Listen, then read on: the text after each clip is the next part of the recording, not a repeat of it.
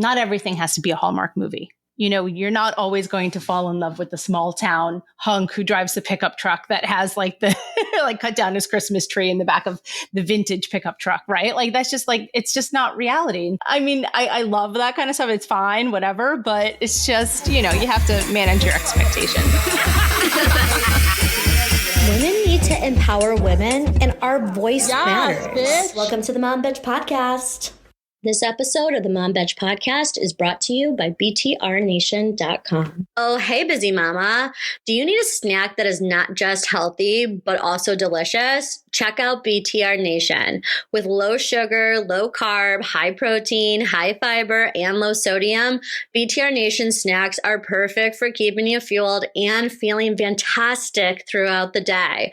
Whether you're tackling your to-do list or you're enjoying a rare moment of peace, these snacks have you covered.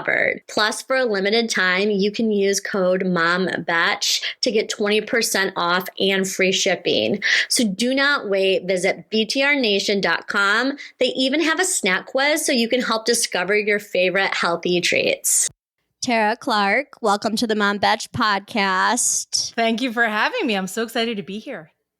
The first thing I want to say about you is like, we're newer moms, right? So we're in the first 2 years of the trenches, and we came across your content, and I feel like you wear so many different hats because you interview so many great people, and there's so many resourceful resources to help women in community, but like equally you're funny as hell. Thank you. I appreciate that. You know, it's funny, before I started interviewing people, I was more leaning into that mom humorist like role. I guess that's the right word for it. And so, I mean, for years, I considered myself a mom humorist way before I started a podcast or anything. And I actually started the podcast because I was doing so many Instagram lives that I was like, oh, this should like live somewhere. And I was like interviewing all these great people. And I was like, this needs to like live somewhere that's not Instagram. And so that's how I launched into the podcast. But yeah, I was doing mom humor for like forever. It seems like forever. What's the beginning story of Modern Mom Problems? Yeah. So I'll take it way back, right? Before my son was born, I worked at Nickelodeon, which was amazing. And I loved it. Yeah, it was the best. I was at Nickelodeon for 5 years. And even during my tenure there, I was Dora the Explorer on Facebook. And my mom used to run around and tell people like, oh, my daughter's Dora the Explorer. I was like, on Facebook, mommy, on Facebook. Awkward. But I loved it. So I worked in social media at Nickelodeon. And then when my son was born, he was born the end of 2012. And I was on maternity leave until the beginning of 2013. And I wanted to go part-time or maybe have some sort of like hybrid model. In 2013, that was just like simply not an option. So I said to them, I would love to go part-time. And they said, no, it's all or nothing. It's like a 40-hour work week or it's nothing. And I was like, all right, well, I guess it's going to be nothing. And so I left Nickelodeon to stay home with my son full-time, which was a hard decision because I loved the people there. I loved the work. I loved the company. I believed in what we were doing. And that was tricky. And so I was home with him for 3 years. And then, funny enough, there was a shiny new website called Canva that had like just recently been launched. And there was Instagram. And I was looking for a creative outlet. And I was looking for a way to connect with people because we were living in New York City and it's pretty lonely. You know, people wouldn't necessarily think that, or at least I was lonely. And so I was home with my son and I was looking for a way to connect with people. And so I started Modern Mom Problems. And it really, total like secret here, it actually started because there was there still is, an Upper East Side moms Facebook group, which is just so ludicrous. If you could imagine like Gossip Girl, but then like put into a mom's Facebook group, that was the Upper East Side Facebook group. And so I started my account under the name of NYC Mom Probs. And I was talking about New York City mom problems, preschool stuff, taking the subway, that sort of thing. And then at the end of 2016, we moved out of Manhattan into the suburbs of New Jersey. And I had this like existential crisis where I was like, oh, I don't have New York City problems anymore. And so it was April of 2017. My other friend, Angela, who runs an account called Mommy Wine Time, she and I were like DMing and we were like, what should we call it? Like, I want to switch the name. I need some adjectives. And we were both like throwing out different adjectives to each other. And I said, what about modern mom probs? And she was like, oh my God, yes. And so then like a light switch, I changed the name to Modern Mom Probs the next day. And the account just like took off from there because everyone was like, yeah, I have modern mom problems. Like not everyone obviously has New York City mom problems, but everyone has modern mom problems. Most people do for sure. So that was it. And so that's how it started. So I started mostly writing memes and mom jokes and that sort of thing. And then some inspiring, and it was actually quite a bit of inspiring stuff. And then as the account evolved and I evolved as a mother, then I started talking about more serious things like miscarriage, mental health. And like I said, like I evolved as a person, the account evolved, it evolved to having like a book deal and a podcast and all those things. And so that was the natural evolution of Modern Mom Problems. That's awesome. And I love that, like, I love your background. So I was a social media manager right out of school as well. And I worked for the NBA. I was actually Bob Rathbun for the Atlanta Hawks. Go Hawks. That's awesome. So I would be up for the Hawks game. Hawks. And like he won a social media award. Like me and Bob are like buds. That's amazing. But like I was also like at one point Columbia football. So like I loved all of like the personal branding social media back when it was like just, simple. It was fun social and it media was easy. Yeah. At that time. So when I was at Nickelodeon, we primarily were on Facebook and Twitter because we weren't even on Instagram at that point when I was there.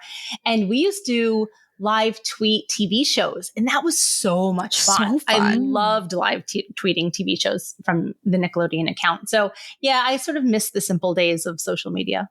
Yeah. That's so fun, but that's like kind of what sparked the creative. Okay, so this makes sense because sometimes you like see, like you said, like you've had this account and this business for such a long time. It's like, where did it start though? And it makes sense that you're in the humor because you are funny as hell. Thank you. I appreciate that. My whole thing, especially when I started, was like getting the right one-liner. I need this one-liner. And I have a very famous meme, quote, whatever you want to call it, that I wrote several years ago, probably in 2017, that now has been like bastardized in so many different ways. And I'll give you an example because so I wrote one and it says, no one prepares you from the transition from mama to mommy to mom. That was my original quote. Wow. Okay. Then there was this other woman, I think her account is Momster Truth or something like Mom Bomb Truth. That's what it is. Mom Bomb Truth. So then she added to bro, meaning like when your kids get older, they call you bro, right? So I wrote the original one saying like mommy to mom to mama to mommy to mom, right? And then she added to bro.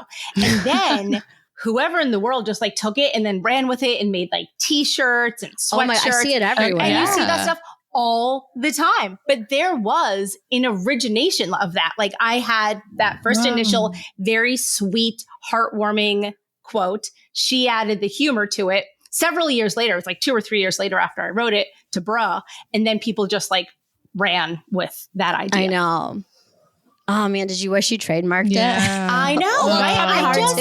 I mean, now you wouldn't think anything of it because at the time, like I said, it was probably like 2016, 2017. I was just writing thoughts and, you're just throwing things out there, whether it's tweets or memes or whatever. And this was even before people were putting that kind of stuff on shirts, and so I often laugh about that when I think about that quote because I loved that one. That one always crushed too. From like an engagement standpoint, people always loved that original one. And so when Mom Bob Truth did it with bro, I was like, wow, that was really clever. Yeah. And so then who knew? I mean, she probably is kicking herself about the one with bra because that's what you see all over the place, like all the time, So yeah, it's just funny how creativity works like that in as much as, with like one person's writing one thing, someone else adds to it, someone else keeps like adding, and it sort of just evolves from there. Yeah. That's kind of like mom life. Like you're evolving. It's just like a revolving thing. It is like you definitely evolve over time as a parent and as a mother and as a creator, like all of those things, it's like this constant evolution because I was a very different person now from when I started the account. My son is 11 now. He was 3. Going on 4, maybe like 3 going on 4 when I started it. So yeah, like we're all in a very different place. You know, the content is different. I'm not talking about having a toddler so much anymore, but when you do have toddlers, like there's tons of content, you know, like it was just like a nonstop content fountain. And that's actually like, that's how and why I started the account. Cause it was just like nonstop content. I was like, I gotta write this down. This is funny. Oh, this is a funny observation. I'm very observation based. Like my humor is very observational. And so that always usually hits too. People are like, yes, like I feel, relate. They relate. And so, I just got in early into the parenting space, especially with the mom humor. And we were just, writing those kinds of jokes. And it's funny now because people often don't realize that there was like a person behind many of these quotes that you are just like familiar with, or you just know of, and that kind of stuff. And when a lot of my other friends who are mom humorists, mom comedians, wrote these things initially, now you'll go to a gift shop and you'll see like shirts or like kitchen towels and that kind of stuff. And so I had a girls' weekend back in April, and a bunch of us, all creators, were together, and we were actually in Cape May, New Jersey, which is like this cute little beach town, and they have all different gift shops and stuff like that. We went into one particular gift shop, and it was filled with tea towels, or like, kitchen towels that had quotes. And my friend and I looked at each other. We're like, we can name the tweet, like who wrote the tweets on all of those different things. But many times people just think like, oh, well, it's just from Pinterest. Like, but like someone created that. Like someone wrote that before it just like became, a quote on Pinterest. Yeah. Maybe that's like a modern mom problem, is like be your own quote. Like make up your own damn quote. Or have a lawyer on retainer. And then get a lawyer, right? Trademark it, this and that, blah, blah, blah, blah, blah, blah, blah. Exactly. In the beginning of this whole, social media mom content creator kind of thing, like people used to go nuts when other people would take their quotes. Like people would go bananas, and then like their other friends would get in on it, and everyone was like just like ratcheting it up. I was always like, I tried to stay above the fray. If someone took my quote, I'd be like, hey, can you credit me properly? That kind of thing. Right. But I remember it used to like people would be into like full out wars. But a lot of times it was that when new creators came onto the scene, they didn't necessarily know the digital etiquette around it. And so they were like, oh, well, I found this, so I'm going to do it. And it's like, well, usually you have to like credit the person whose account like that, wrote it. So it's just interesting. And now with the introduction of TikTok and the explosion like 4 years ago, the whole thing has changed so much, because people will take a quote, let's say like mine, right? Like the one about like, no one tells you about the transition. And then it'll become a trend. And then hundreds, if not thousands of people are like using essentially the same quote, and they're just kind of like riffing their own thing, repurposing it, right? So it's just interesting how times change. And again, we keep going back to this word evolution, but social media has evolved in a certain way from, when we started 8 years ago, or when I started 8 years ago professionally doing this and writing these jokes. So it's just kind of wild to think about that. Is it easy for you to kind of like transition as things change, or do you find like you have to like catch up or learn something new? Yeah, no, I think that's such a good question, because I am very adaptive, except when TikTok really hit during the pandemic, I was actually writing my book, which is awesome, right? I got a book deal. It was June. Well, technically it was like April of 2020. I had 6 weeks to write it. I had between like June and August to write my book. So I was like head down, grind to get this book done for the publisher. And everyone was home making TikToks. And like, I just like simply wasn't doing that. And so I like totally missed that whole boom and all that kind of stuff. So to answer your question, like, I felt like very much like I was playing catch up. And I still even feel like that now a little bit with Reels, because when I started, I was writing funny one-liners, right? I was writing quippy one-liners and memes and that kind of stuff. And like, that's really where I felt comfortable. And like going back to what we were saying as like a mom humorist, it was like, I was writing these quotes, those quotes were resonating with people. I felt good in that space. And then all of a sudden now we have to do video. And I'm like, what do you mean? That's not what I do. I'm not a video person. And it's not just video. It's like a full-on freaking production. It's a whole thing. Editing. It's a whole, all that stuff. And so that, not that it caught me by surprise, but it was just like, I was writing my book and then all of a sudden I looked up from my laptop essentially and I was like, wait a minute, what happened here? And so, going back to what the initial question was like, I did have to catch up because it was a whole thing. And so now, yes, I edit and right before we jumped on this call, I was editing a video for a client, like a sponsored post. But it's a lot. You have to script it and edit it, make sure the lighting's right and all of the things. So I see a lot of people now are starting to go towards subscription content and it gets a lot of heat, but it's like, this is people's time and energy to create these resources, and to create the marketing and to put it all out there. Like, what makes you think that's free?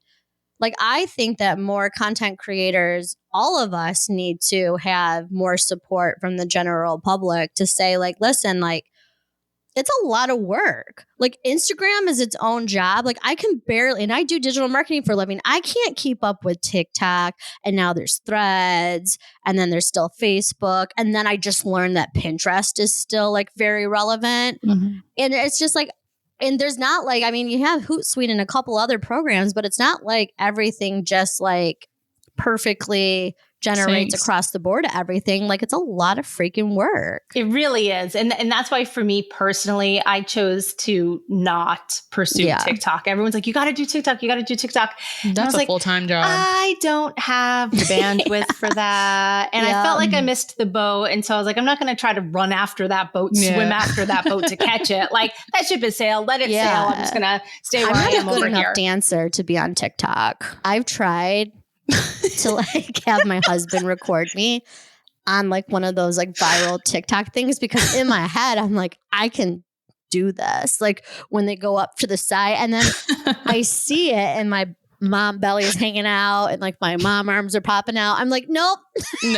Delete. Nope, you live in Meta Instagram world, and that's where you shall stay. Yeah, same. I am firmly in the Meta world. Yep. And it's interesting that you mentioned Threads. So Threads is my new favorite platform because it came full circle for me. Like I said, I was writing funny one-liners, and now I can go back to write funny one-liners. Mm-hmm. I'm like, yes, so it came full circle. So that makes me very happy. I'm on Threads pretty often. And also for me, I want to say that I am more me on Threads probably than any other platform. Love that. Because I think Instagram is there's a certain level of performative nature to it, right? Everything's sort of performative on Instagram, and on Threads, it's just super raw and unhinged. Super raw. Yeah. Yeah. I mean, honestly, my biggest pet peeve right now with even starting the podcast in January is both of us equally not try to compare ourselves to other people or companies, because a lot of companies that are successful are just sharing someone else's content as if it's their own. They'll just repost a video that's not theirs. Yeah. And then they have all this content generation. But I'm like, I don't want to be Taylor Swift's Swifties audience. I want real moms. And if that takes years and years and years to make sure it's authentically and it's not paid this or that, we'll do that. But it's a hustle. It's a hard learning curve. It definitely is. That's how I felt with the TikTok thing. And I was like, I just don't have the bandwidth to learn the community of a new platform, the etiquette. Each platform has its own culture, and it's challenging to learn the difference between each one and seamlessly sort of go back and forth between the two. I have a very good friend, and she's pretty big on TikTok in the parenting space. And she says the same thing, and that, it's Instagram has a totally different audience than TikTok, and the vibes are just different. So it's hard for her to she got started on TikTok, blew up over there, and then brought it over to Instagram and blew up over there. Cause her content's just good content, but the people are different, and so it's it's definitely a bit of a learning curve. And I was like, I just don't have the bandwidth or the interest to do that, to go back and forth. Yeah. That's fair. I mean, here we are. We're getting into back to school. Yep. Some people are already celebrating Christmas. Halloween, I think, passed back in July. That was July. I don't even know. No, it was. But I know because I have the pirate ship. Oh, that's right. The pirate ship. Exactly. Pirate ship in May. Yeah. We want to know some of your funny back to school moments and advice you have for some mamas. And the reason why I asked this is because one of my best friends has a daughter and she was like, you want to come back to school shopping with me? And I was like, yeah, for sure. So like, what are we going to go to Target? Like, whatever. And I never realized how much of a fight it was. Like you pass, like I was just at that point passing down like the skincare aisle, maybe grabbing like a thing of nuts. Like at this point, like not really invested into like the school section. When I got to the school section, it was like war between children and parents. And I never listened. And when I put my ears to the ground, I was like, holy shit. Damn. Mom wants you to have a 99-cent notebook, but she wants the $3.99 notebook. And like, Lord forbid, every single parent and child is fighting and crying. And it is like war in Target. And I was shook. I was like, I had no idea. We're not ready for that. Oh, that's so funny. She was like, you better choose from these basic. You can choose red, green, or yellow. She's like, but mommy, I want unicorns. Oh my God. Oh, that's so funny. I'm actually, funny story. I'm working with a company called teacherlists.com where you can type in your zip code or your child's school. Yes. And then you're able to find their entire list, what the teacher wants. And then you literally click like buy now. And it's either through Walmart or Target or Amazon or Staples too. And then it just like immediately gets sent to you. And I was like, this is so genius. Yes. So I'm going to just like rep them real fast, give them a shout out because it saves so much time. And then you're not having that fight of like, I want the unicorn one. It's like, oh no, I already ordered your school supplies. They're going to be here tomorrow. Done. That's it. You're not going to have a fight about that. So nice. It's so cool. And I was talking with another friend of mine who she's a mom now. She used to be a teacher. And she was saying that as a teacher, it's distracting when kids get like big, like fluffy pens or like pencil cases that have like glitter on them, you know, with the sequins, because then they're playing with the sequins back and forth. And so she's like, it's helpful that if the teacher's saying you need to get X, Y, and Z, that the kids do get X, Y, and Z so that they're not distracted in class. So I just thought that was really interesting. She and I were talking about that just this morning. And so here we are now talking about this again. So yeah, that's a really great tip because like you said, then it's just, oh, I purchased it. And then you're just not putting yourself in the situation. Yeah. To go there. How do you feel about Stanley Cups? Like, are you in that era yet or no? Okay, funny story. So my son is 11, so he doesn't care about any of this stuff. He doesn't care about school supplies. He doesn't care about Stanleys. He doesn't care about any of those things. However, his female friends do. They're all like, oh, Stanley, this, that. I have a Stanley only because it was a gift from Meta. Me too. From Meta. Thank you, Meta. Okay, there you go. And that's why I have it. And so give them a rep on that one. But in my son's school, the girls care. He doesn't care. He loses everything in the lost and found. True story. His school sent a photo out to the parents today and was like, if you don't come pick up your stuff by Friday, everything's going to get donated. Half of the stuff in the photo belonged to my child. No. That is so funny. Oh my God. I was like, oh, that's the water bottle. Oh, that was that Tupperware. Oh, that was that thing. So yeah, boys. I mean, some kids like there were in the photos, these were not him, but some people had snow boots still there. No one thought like, oh, maybe I was missing snow boots for 6 months. Yeah. I feel like kids of that age, they just don't care yet because it's not their money. They don't have jobs. Like, whatever. Yeah. You know, but if that was me, honey, care. I'd be digging through that floss and found, where are my snow boots, girl? That's not paying more. Yeah. There were slippers. There were snow boots. There were a lot of water bottles. Mm-hmm. Most of them belonged to my child. I mean, it sounds like then it's good to be like the authoritative parent during back to school to like just eliminate the kids out of the mix as much as possible when it comes to some of that kind of stuff. You know, it's I am all for choice unless it doesn't have to be like that. And I'll give you like, the example, just like you said there, was like, my son doesn't care about the water bottles. As long as he has a water bottle to bring to school, he doesn't care. So like, yeah, am I going to go online and order him water bottles and not ask his opinion for that? Absolutely. So do I ask his opinion for like more important, higher level things? Yeah. So you're 100% right. Like you have to pick your battles. You can't ask for like every single thing all of the time. This episode of the Mom Veg Podcast is brought to you by BTRNation.com.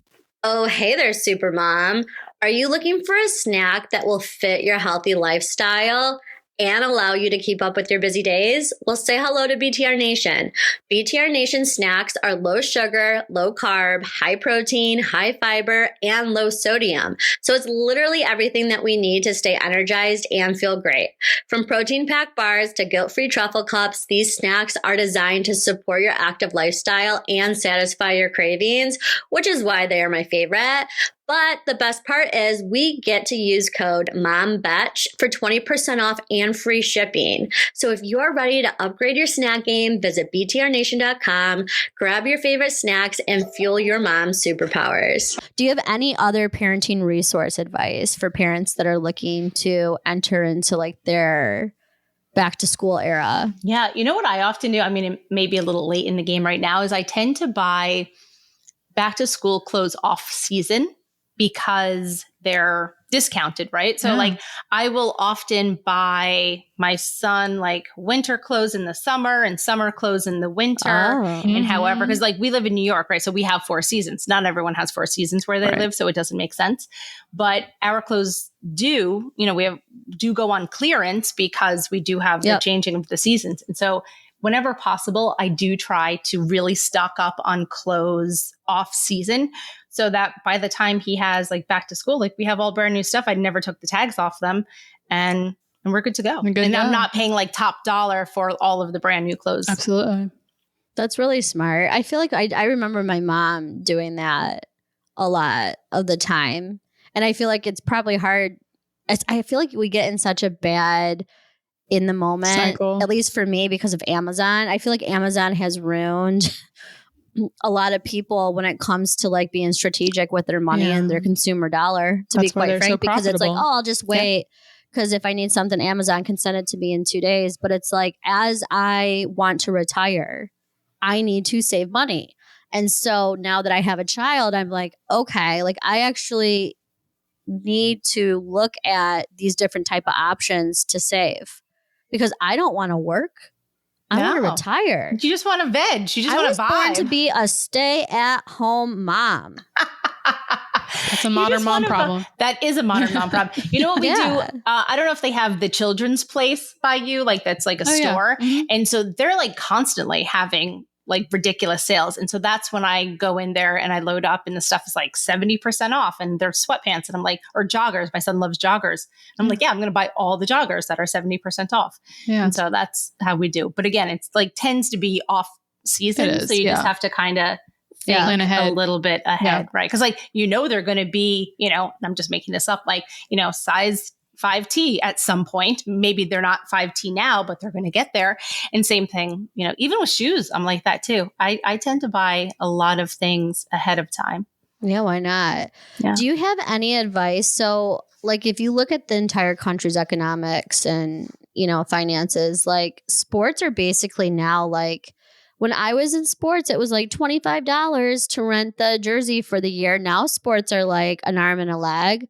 Do you have any advice for parents that have to prepare for the cost? You know what my advice would be on that one is that you don't have to do all of the things all of the time. I have friends who tell their children, if they have multiple children, pick one sport per season, and that's what you're going to do. You're not going to be doing baseball and spring soccer. You're not going to be doing fall soccer and football. It's like one or the other, and then just lean into that. And more people I've been speaking with are starting to do that because it just became so overwhelming for them as a family, not only financially, but also from mentally. a time perspective and mentally, because every single day they were doing something. So like I said, if they were playing 2 or 3 sports per season, it was just so much. They weren't able to have dinner together. The parents were just like dropping off and picking up. It just got crazy. So I know a lot of people are starting to just say like, what's your one activity this season? And just, cut back. Like, when did this happen? Like, I remember back, and I'll be 40 next year, so I'm not like super young. Like, I remember most people just had their dedicated sport and then that was it. And now I feel just like it's more. like parents put their kids in everything, or they feel the need to put them in everything. Yeah. Where do you think that came from? I think it really came, I would start to say, in the mid 90s, early 2000s, when parenting started to become a sport in itself, where parenting felt like a competition. And it was like, well, I want you to get into the best schools, so I'm going to put you in college. Yeah. Yes, I want you to get into the best colleges. So I want you to be doing fencing, piano, another language, and baseball and soccer, all of those things. And there's still a certain degree of that, obviously. You have to sort of choose to get off that train, but there's that pressure. It is an external pressure, which then leads to an internal pressure that you're like, now I feel like I need to do all of these things. But I would probably venture to say mid 90s, early 2000s is when it really started. But unless you make a conscious effort, like I said, to get off that train and say, hold it. This is our family. These are our lives. No one else is living our lives for us. We have to do what's best for us. And let's choose, for the sake of our pocketbook and the sake of our sanity, let's choose one sport per season. And it's not just like the parents' mental health, it's the kids too. Even more so. No, burn out, man. Absolutely. Like I feel terrible. I have one of my son's very close friends. She's in so many different things. She takes Mandarin classes, piano classes. I think she's in art class. I think she has math tutor as well. Like every night she's just doing something, right? Yeah. And she'll say to me, because she can't actually tell her parents this, so she tells me because we're close. She'll be like, oh, I can't wait till I finish Chinese class. I can't wait until I finish this because it's just so much pressure. And she just wants to be sometimes, like maybe sit in her room and draw by herself or call her friends on the phone. It's just so much all the time. And unless, like I said, you hit the brakes and you say, hold on a second, like, what are we actually doing this for? Whether you're saying that like as the parents or for the children, you have to protect their mental health and your mental health. It's almost like really unhealthy if you think about it. Like even like I think about when I had a baby, and like the definition of what a good baby was is like, oh, like Lakin travels, like he doesn't have to be in this strict, rigid routine, right? And some kids do, but like, oh, you have such a good baby, or your baby is quiet on the plane. Oh, you have such a good baby. Like, it just feels like from the moment someone's born, you're coerced to believe that this is the right way to do something, and this is what's good versus what's bad. And I have a neighbor down the road, and her son is a little wild. He was my spirit animal when I was a little kid. And she said something to me this weekend, and she was like, oh man, she's like, Lakin hopefully will be more laid back. And I was like, no, I don't want him. I want him to be like him. I don't want him to be laid back. And it made me think about the fact that like she must feel pressure that her child, because he's not like sitting at a desk, super like disciplined. He's just a kid being a kid, and he's a very normal kid doing very normal kid things. Like there's just all this pressure on these kids to be like Harry Potter. It's so bizarre to me. Yeah, it's society. Americans are not friendly to children as a population. I mean, you think about the planes, kids crying on the plane. Yeah. I had a family member tell me, my daughter she skipped a nap. It was like 9 p.m. She was in the shower. She was in the bathtub, losing her mind. She's like, cover my foot with a towel, just like completely ludicrous, comment. And she said, wow, so dramatic. And I wanted to like drop kick the lady. So I kind of like I held back that, that notion, but I said, well, she has not had a nap today. I mean, how do you expect her to behave? Damn it. Like, she's 3 years old. You are like 50. Why can't you keep your mouth shut? Like, what the hell? Like, you expect her to act better than you're behaving? Damn, that's what I learned to say to her, like, shit. Yeah. It's true though. I'm so sick of it. No, it's totally true. And sometimes like it's people that also have kids, like, I don't know if that woman is a mother or not. It's like they forget because now they're, 65, they forget what it was like when they had kids. Or when they were a baby. Mm-hmm. We were on a plane and we were in first class and then Lakin cried. And then this guy was like, people should teach how their kids how to behave before they come to first class. Like, what were you? So ridiculous. What were you when you were this age? Like, get out of here. It's so and you're ridiculous. Not even in first class with us, okay? So mind your own. But maybe get your business in order before you come for us. Get your business in order before you come at us. But it starts like, it's not even just kids. It's not even back to school. It's the holidays too. Okay, so let's just get into it because it's basically New Year's, right? We're in September. It's New Year's. We're going on Easter. But it's almost the summer, nearly. When I was single, my house looked like a Hallmark movie. Oh, yeah. The first year I had Lakin, I was like, I don't even want to put up a Christmas tree. And like this year, I'm already stressed the F out that I've like created this vision of what Christmas should look like. And I'm tired as F. Yeah. Talk about pressure. We were talking about the pressure about like society making our kids go to take Mandarin class, but the pressure around the holidays is so high. The expectations, it's like pressure and expectations because we have really high expectations. Like we're the magic. My husband doesn't know what the hell is even under the Christmas tree. He's like, oh, great. We bought her that. He doesn't know. And we are responsible for the memories. And that's huge. It's a lot of pressure to put on ourselves. I also think there needs to be a gimme. Like once people start having children, I think the grandparent generation of, hey, everything's at our house. Everyone does this every single year. I don't want my child to grow up with playing with their toys for half an hour and leaving the house to go somewhere. How do you feel about that? Like, I kind of want to be like, no, if you want to see them on the holidays, come here. It's like a battle, but then you still want to be with your family. Yeah. Yeah. And that's tricky. It's funny that you say about the playing with your toys for an hour and then having to go. That's what we do, but only because that's just what we've done now for years. Right. We go to my uncle's house on Christmas and he has like this whole big blowout Christmas party. It's like 50, 60, like 70. It's insanely huge. And it's like not our family. Like it is and it's not. It's like our family and then friends and family outside of that. And it's hard to get my son to pull him away from his toys to want to go to this party where there's 70 people there and it's like so overwhelming. You're like, what is happening? Yeah. So yes, I'm with you on that. It's really only tradition that is what has kept us doing what we do every year like that. We don't really see our family that often. So it's probably only once a year that we are doing it. But yeah, it's tricky. It's tricky because it's like your heart wants to be there. Like you would feel naturally bad if you're not there. But like I'm really trying to challenge myself during the holidays to get out of my head and to go into Lakin's head. And it's really hard. And I get really, really, really stressed and sometimes a little depressed because I feel like my heart is fighting my brain. Like my brain's like, do this, but my heart's like, no, stay here.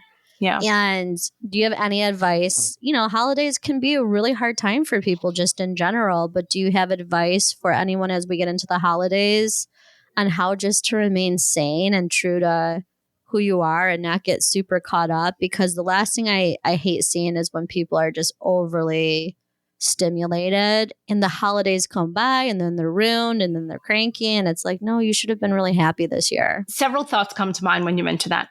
One would be lower your expectations just right across the board. Lower your expectations for the decorations around the house, lower your expectations for your family's behavior, like maybe aunts, uncles, grandparents, that kind of stuff.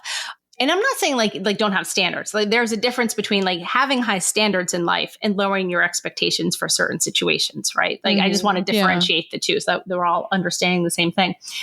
Because what happens many times is why people get so upset about the holidays is because their expectations are mismatching with the reality. They want it to be like a Hallmark movie. And it's just simply not the case. It's just simply not true.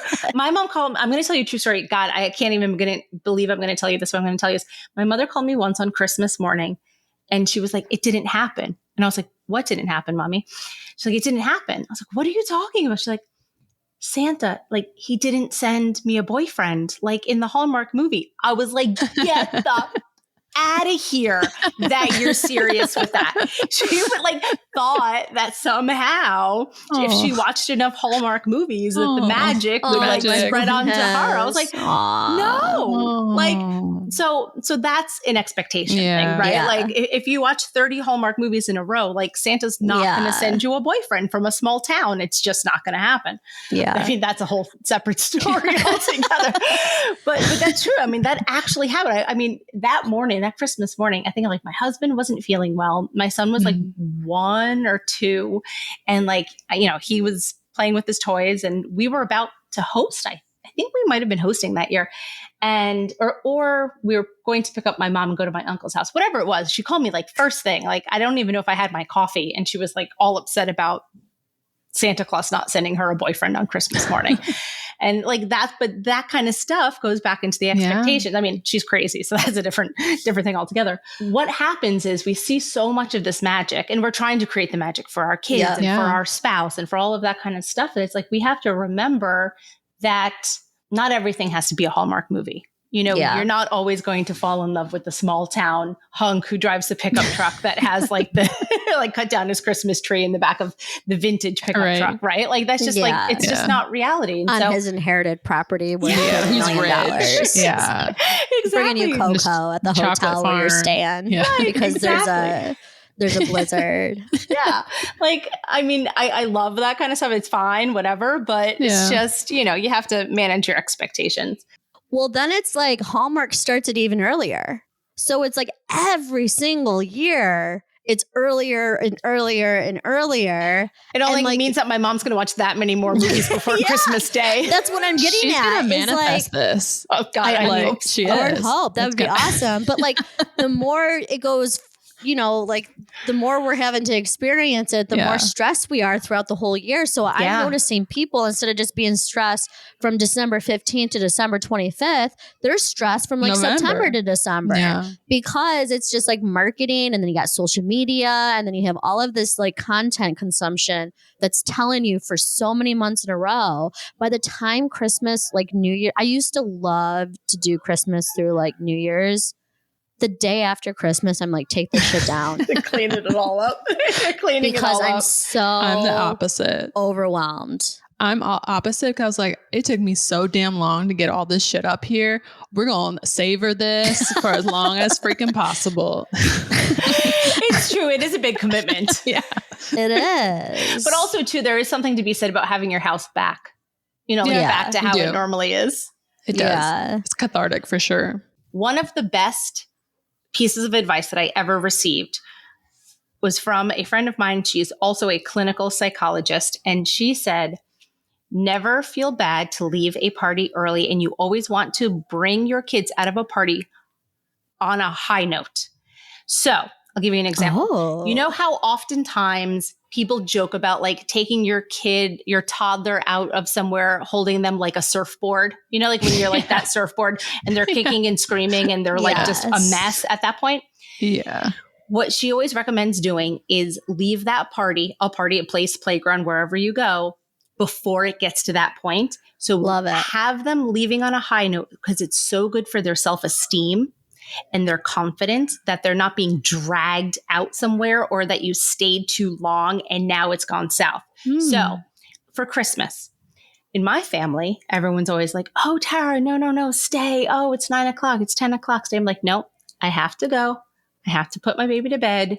We had a lovely time. Thank you so much for having us. It was great seeing you, but now we have to go. And you're doing that ahead of your kid having the meltdown. You know he's going to have it. You know she's going to get to the point where she's like, put a washcloth on my big toe.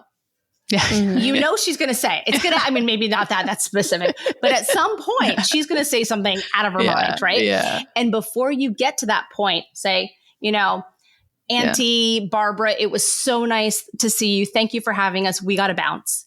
And then you do that. And that's true for birthday parties. It's true for Christmas. It's true for sometimes playgrounds, play dates, all this.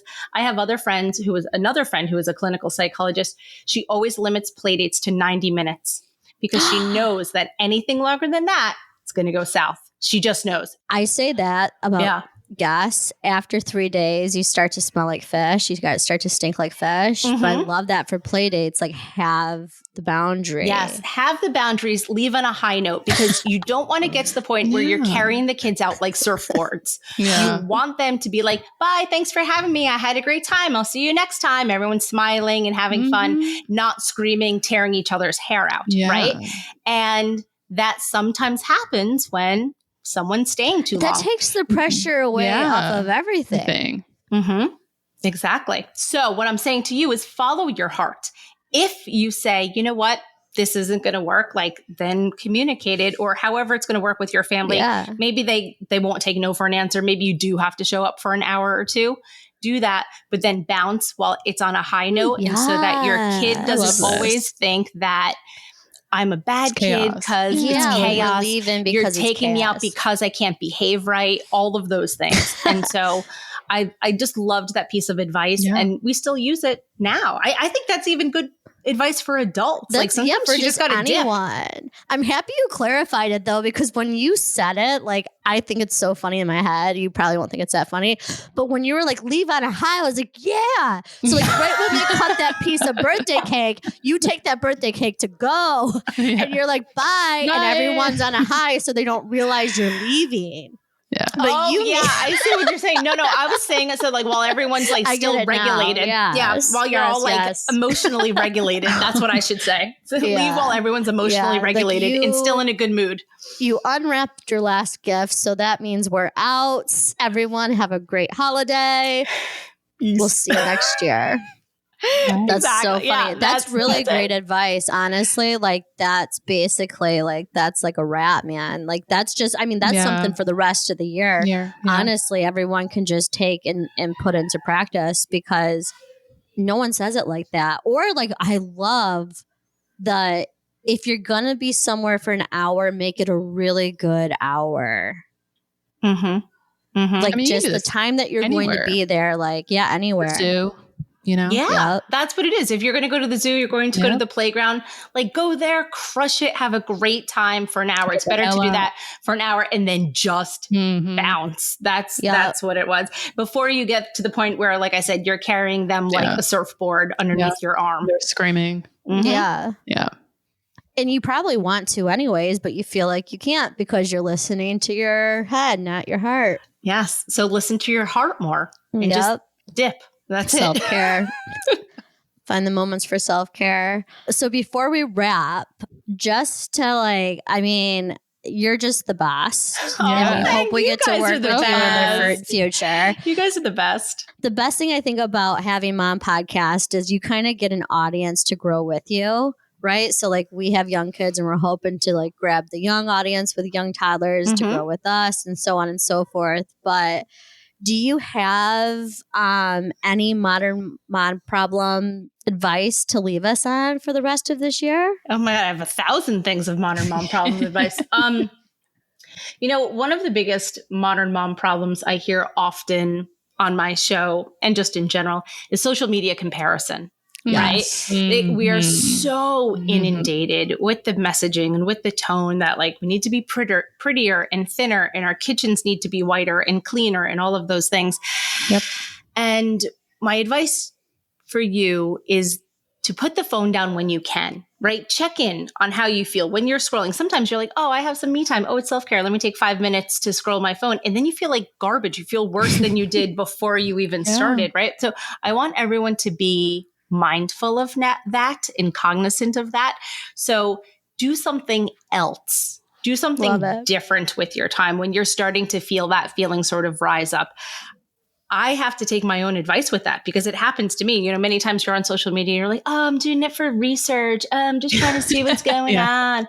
And you do that. And I'm like, now I feel like garbage. Like that wasn't good. Like what can I do for me now instead? And whether that's like going for a walk, calling a friend. You know, one of my biggest things is when I think of a person, a friend, work colleague, whatever, I always reach out to them. Right then and there. Like I'll think about like my one friend. I'm like, oh, she and I did a collab last year. Like, oh, I wonder what she's up to. Let me text her.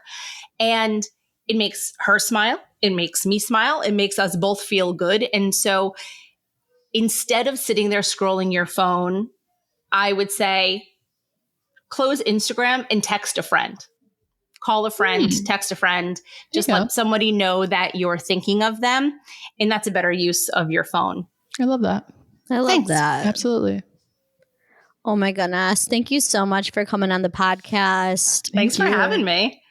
That was so fun. Yay! Yeah. If you want to find Tara, Modern Mom Probs, all of the links we'll have for all of her funness, all of the things that we need to know as we grow into all of the things, all of the funny things, all of the serious things, your book, everything we'll have linked. But we really appreciate your time and we hope to see you soon. Yeah. Thanks for having me. Thank you. If you are loving the Mom Betch podcast, we really want your help to like, subscribe, and rate wherever you listen to your podcast so that we can get more Mom Betches to find us. But I have to give a shout out here for a second. Did you notice the quality of this podcast audio? That's because we have a podcast editor. Miraculously enhance your audio, get custom edits based on your preference, and let your podcast editor make the episode sound so much better with her audio content optimization. If you have a podcast or want one, talk to Taya, our podcast editor. She can help you strategize, edit, make social content, and keep you on track to make sure you have the very best show. AI can only do so much, so treat yourself and set up a free meeting with Taya to see how she can help you with your podcast. Go to tayachura.com/podcast. That's TEACHURA.com/podcast. Women need to empower women, and our voice matters. Bitch.